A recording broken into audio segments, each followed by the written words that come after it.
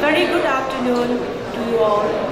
I am extremely honored to extend a warm welcome to present here on this gracious occasion of remembering the thoughts of Imasi Maharaj Kumari Vinodini's thoughts through the films of Pavung Aribam Siam Sarma. May I now invite Sri L. Somi Roy, founder and managing trustee, Imasi Foundation, on stage for introduction of the Imasi Foundation. Good afternoon, ladies and gentlemen. Your Excellency, thank you so much for being with us this afternoon. We are honored by your grace this evening. I want to say a few words, give a little presentation on what the Imasi Foundation has been doing this past year.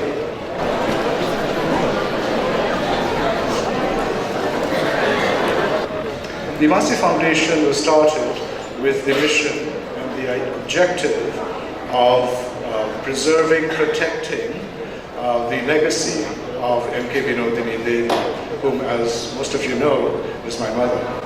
So when she passed away, I guess Ichiroma in the audience, Iche Kamala, Yambum Nimai, all our trustees here this afternoon, we got together and created this foundation to look after the legacy. And as a result, we've been working in the field of conservation.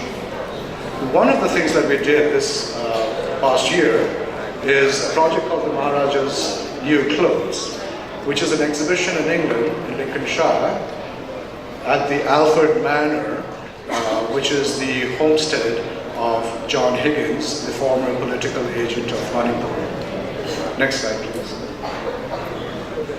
This exhibition, which took place from June to November, was inspired by a wedding photograph of Maharaja Chirachan and Maharani Manjari. We wanted to replicate this costumery for the exhibition that was going to be at Alfred Manor last year.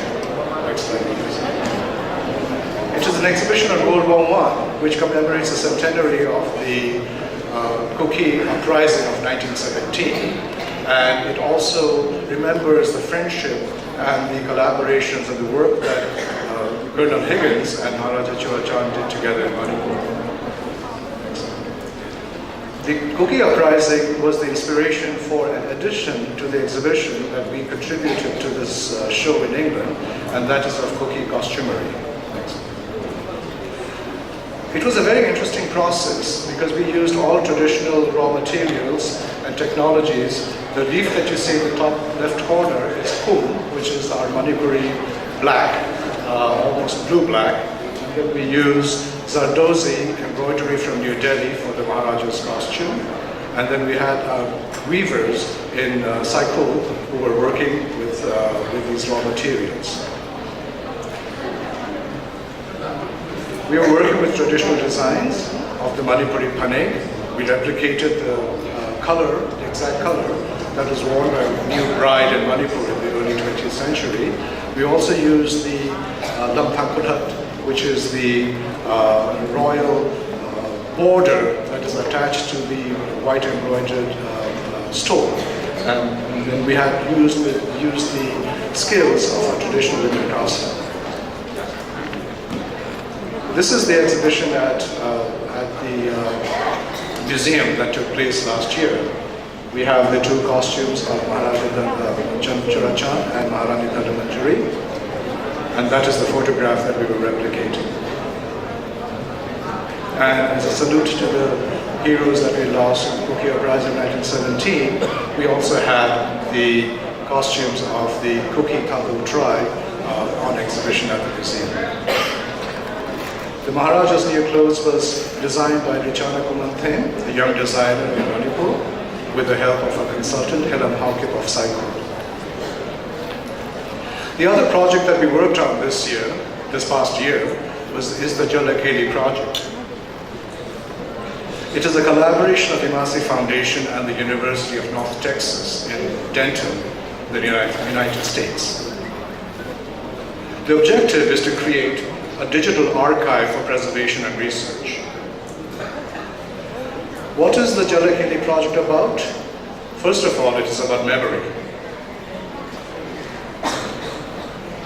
Women are the guardians of memory, as we say in the world of conservation, and therefore we worked with the women of the Jalakeli choir and the community that they belong to.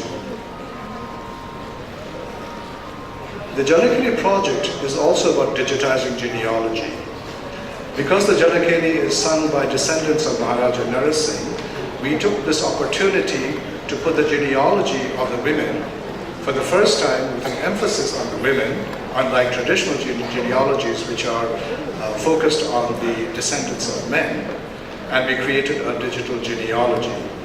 And we hope that one day that this genealogy will spread to other sagais, to other clans of Manipur, so we can see for the first time, with the help of digital technology, how each of us may be connected to one another. So the next slide we're going to show is how this interactive website of the genealogy of the Lincolnshire family has been put together. We have about 750 names at this point, and we want to thank my nephew, R.K. Rajiv Kumar of MIT, for doing this. This is a slide on Thoidingjam Lakshmi Priya, who is currently the Pala choir mistress.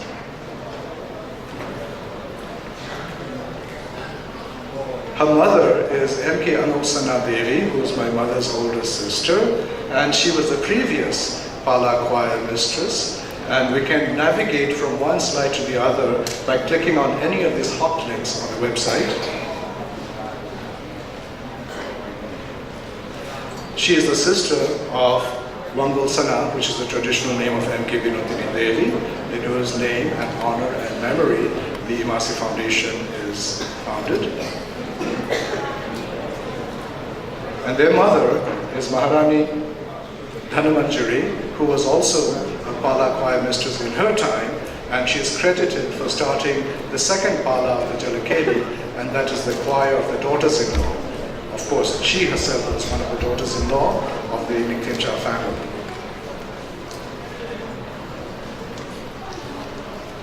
And their father is Maharaja Churachan, who was one of the Pala patrons. They had 4 patrons of the Jalakeli, starting with Buddhachandra, his father Churachan, and his great-granduncle Maharaja Devendra, and finally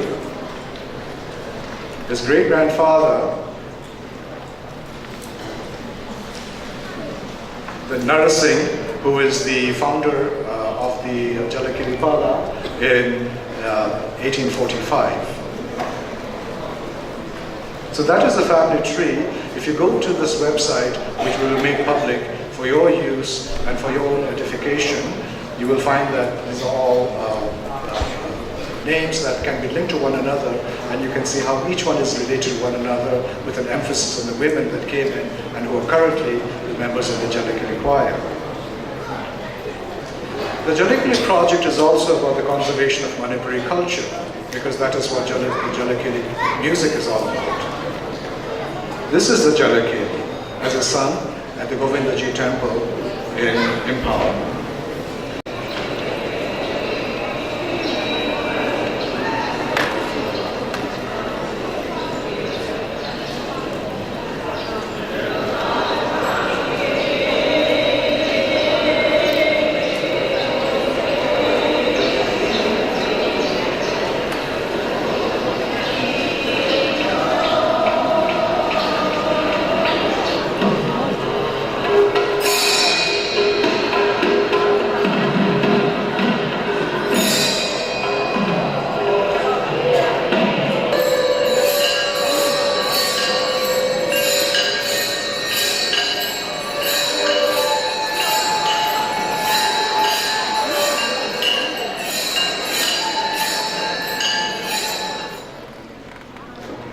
The documentation is a very important part of the Jalakeli project. We started the documentation of the ritual, presented every Buddha Purnima, every summer, with an unbroken line going back to 1845.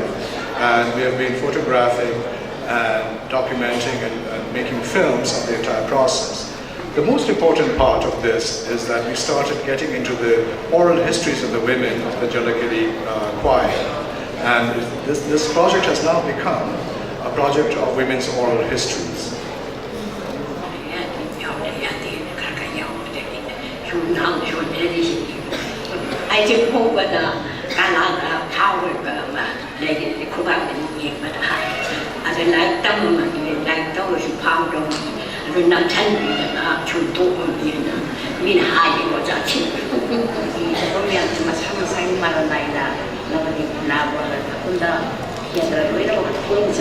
My husband, when I joined the Jalakeli, first when I was very young, when I just got married, I told him that I wanted to join the Jalakeli, that my mom is insists me to that. No, you're very young, I don't want you to wear all those without having a blouse. And then when you go a little bit older, then you can join him. He used to tell us.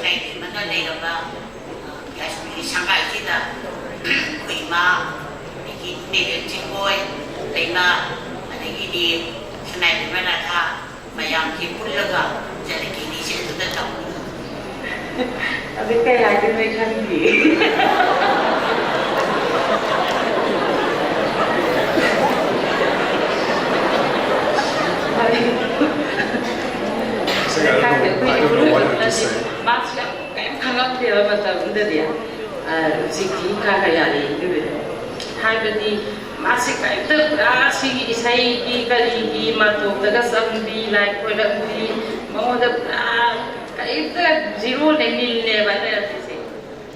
We have conducted about 20 of these interviews that we will be archiving at the University of North Texas. One of the things that we did in our research is that we paid attention to crowdsourcing, that we go to the community, to the members themselves, and get their stories, their input, their ideas, and their suggestions. So we made it a point when the team from UNT were here in January last month, for them to meet with the members of the Jalakeli choir. This was at the Sankhayaima Koluk Mantop, And this is Mr. Mark Phillips, who is the Chief Digital Librarian and the Associate Dean of UNT Digital Libraries. And he is talking to these people about what he plans to do. And with him is Professor Shobna Chilaya, who is the Professor of Linguistics, and she is the progenitor of this project from the UNT. And we've met with all the members of the choir.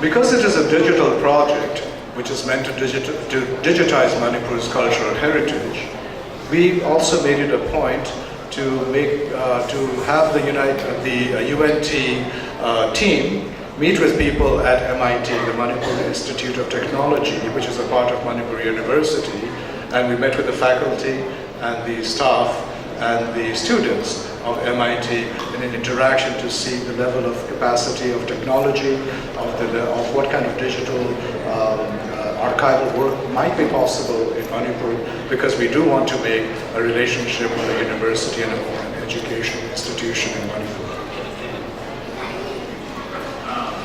400,000 items, publications or digital books in the UNT Digital Library, all freely available for you to use and to study and to build your scholarship on. The intent of the UNT collection is going to give universal access to every scholar, every college, every researcher, and every university in the world. And we hope that this will be an offering to Manipuri students and scholars and researchers, and we'll make all this available online. These are some of the people that we want to thank: Shobna Chalaya, Mark Phillips from Texas, Raji from MIT, thank you very much, Abo, who has done all the media for the project, and Somorjit, who is our consultant historian, and above all, of course, the Jalakeli Pala itself, the Shri Govindaji temple, and of course my colleague Tomba Suresh Kiran, who has been helping me in putting this together.